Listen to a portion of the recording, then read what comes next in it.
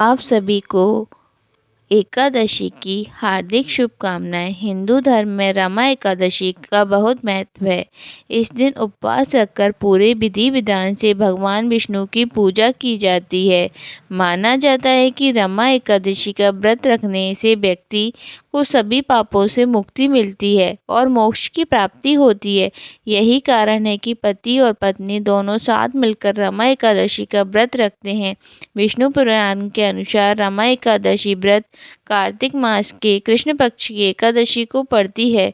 आमतौर पर यह दीपावली के 4 दिन पहले पड़ती है। रमा एकादशी को रंभा एकादशी या कार्तिक कृष्ण एकादशी के नाम से भी जाना जाता है।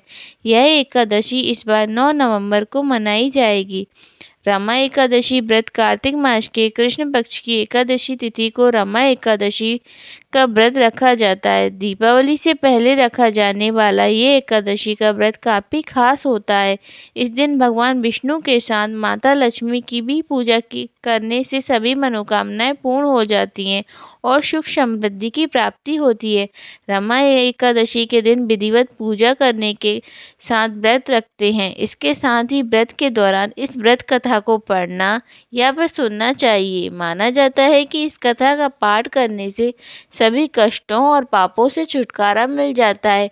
आइए जानते हैं संपूर्ण रमा एकादशी व्रत कथा। एक समय की बात है, मुचकुंद नाम का एक सत्यवादी तथा विष्णु भक्त राजा था।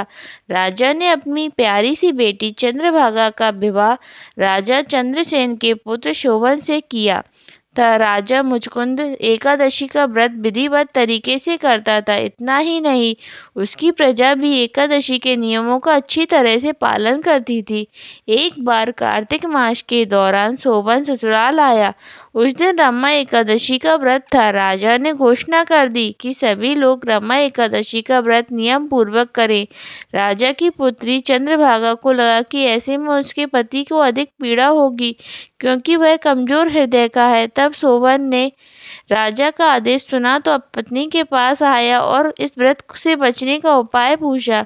उसने कहा कि ये व्रत करने से वह मर जाएगा। इस पर चंद्रभागा ने कहा कि इस राज्य में रमा एकादशी के दिन कोई भी भोजन नहीं करता है। यदि आप व्रत नहीं कर सकते तो दूसरी जगह चले जाएं।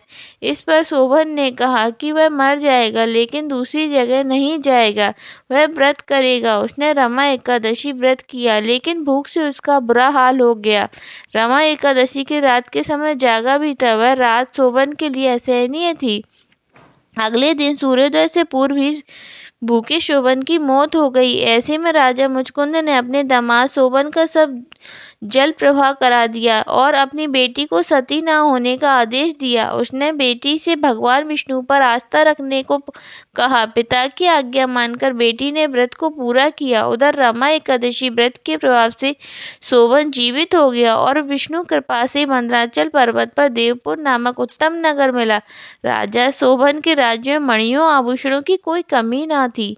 एक दिन राजा मुचकुंद के नगर का एक ब्राह्मण तीर्थ यात्रा पर अपने साथियों के साथ करते हुए शोभन के नगर पहुंचा, जहां उसने राजा शोभन से मुलाकात की। राजा ने अपनी पत्नी चंद्रभागा तथा ससुर मुचकुंद के बारे में पूछा। ब्राह्मण ने कहा कि वे सभी कुशल हैं।